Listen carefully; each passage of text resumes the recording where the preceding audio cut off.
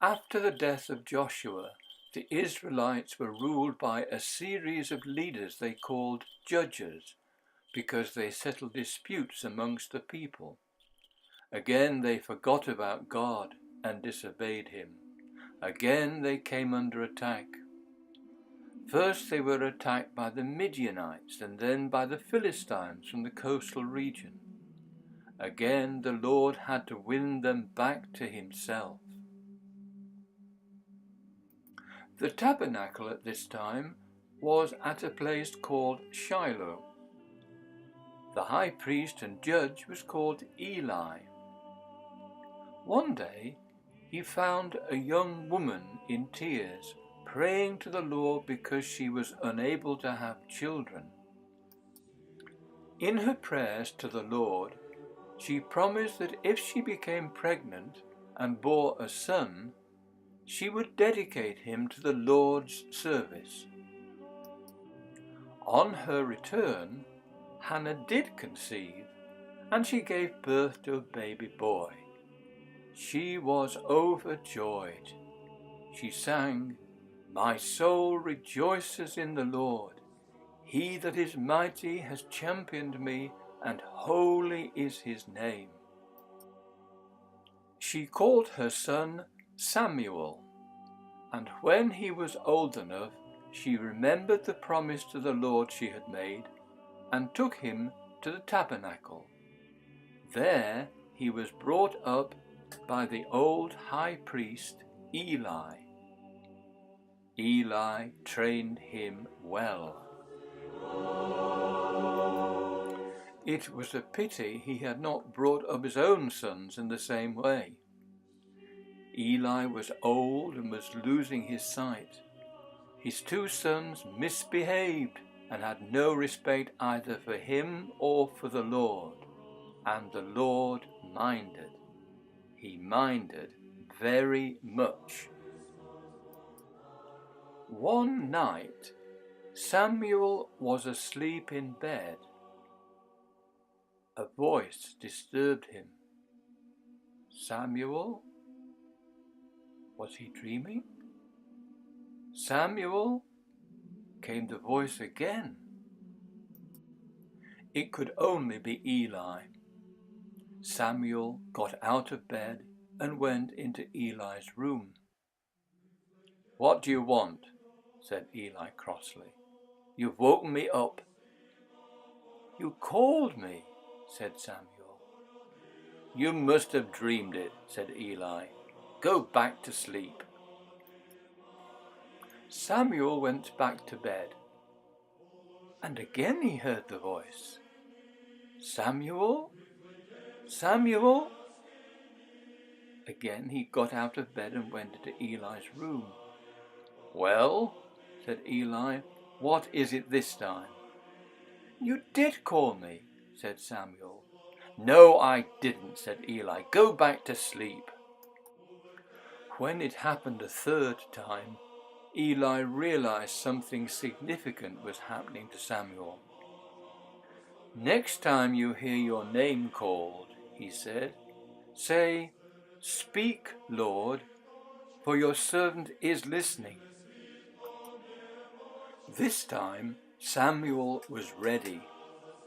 "Samuel, Samuel," came the voice. "Speak, Lord," replied Samuel, "your servant is listening."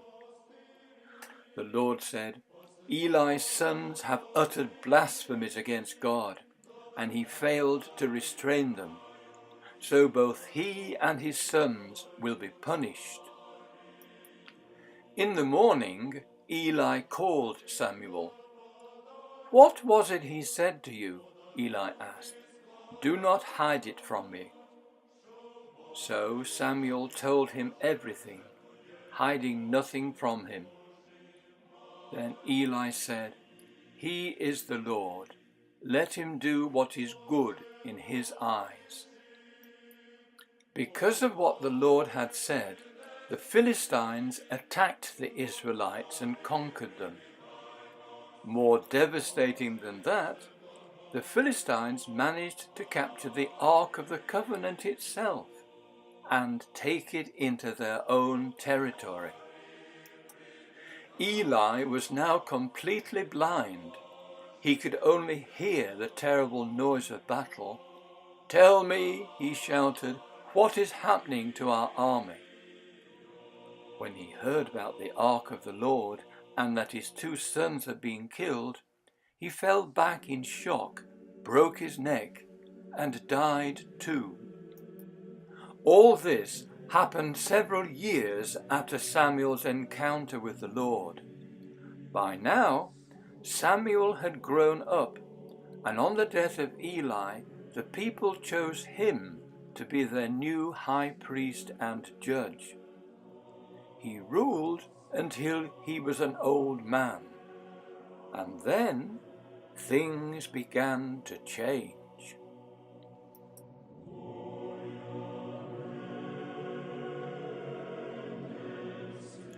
After their success in driving out sicknesses, the disciples were gaining in confidence. But then came a blow. Friends arrived with the news that Jesus' friend Lazarus, the brother of Mary and Martha, was dangerously ill.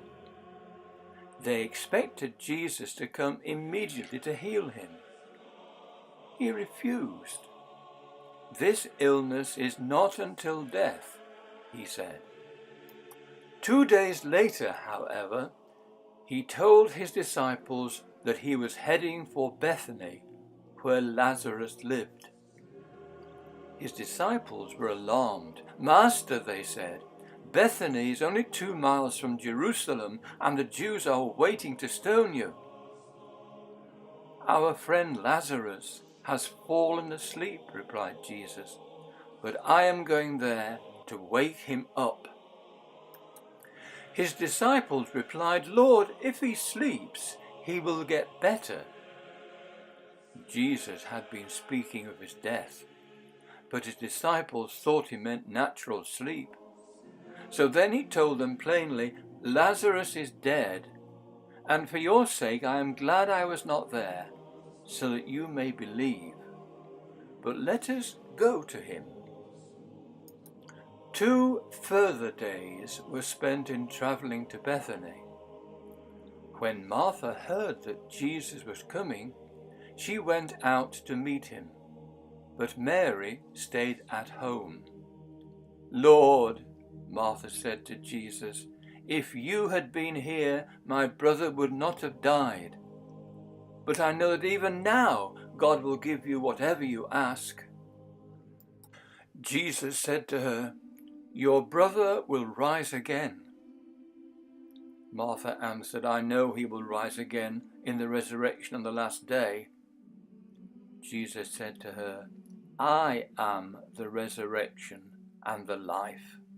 The one who believes in me will live, even though they die." Martha went back and called her sister Mary aside. "The teacher is here," she said, "and is asking for you." When Mary heard this, she got up quickly and went to him. When the Jews who had been with Mary in the house comforting her noticed how quickly she got up and went out, they followed her, supposing she was going to the tomb to mourn there. When Mary saw Jesus, she fell at his feet. "Lord," she said, "if you had been here, my brother would not have died." When Jesus saw her weeping, and the Jews who had come along with her also weeping, he was deeply moved in spirit and troubled. "Where have you laid him?" he asked. "Come and see, Lord," they replied. Jesus wept. Then the Jews said, "See how he loved him." Jesus, once more deeply moved, came to the tomb.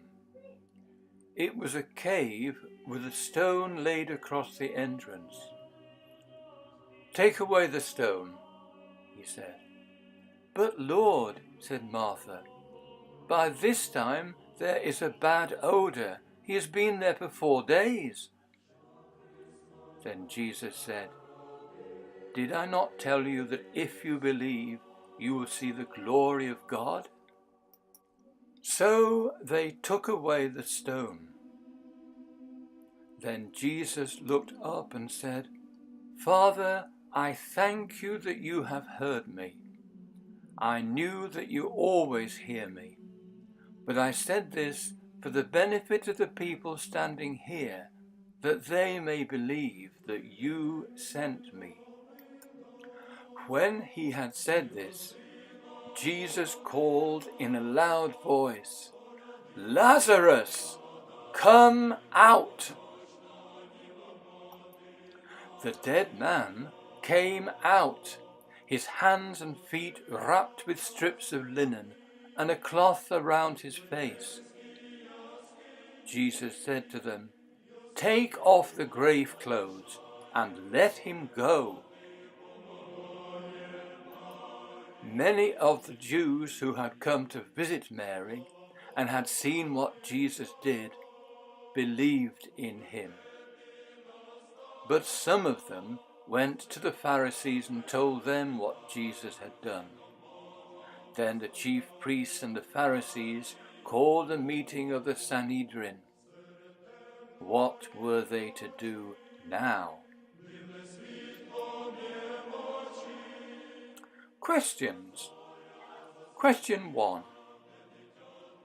What were the rulers of the Israelites, like Eli and Samuel, called? Question 2. Things often went wrong for the Israelites. What was the reason for this?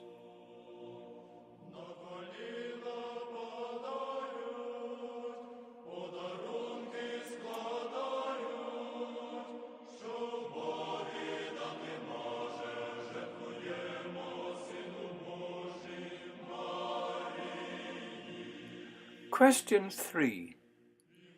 Why did Jesus delay for 4 days before going to Bethany? Question 4. What do you think the leaders of the Jews were planning to do, and why?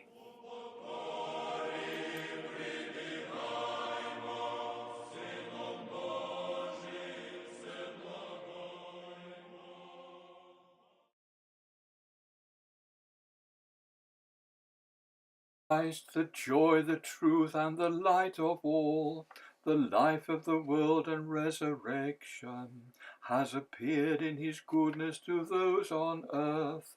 He has become the image of our resurrection, granting divine forgiveness to all. Practical. When Hannah found that at last she was expecting a baby, she cried out in joy to the Lord. You may have found something rather familiar in the words she used. "My soul rejoices in the Lord." Mary, the mother of our Lord Jesus, used very similar words. If you come to the Divine Liturgy a bit earlier and listen to Matins, see if you can recognize those words in the service.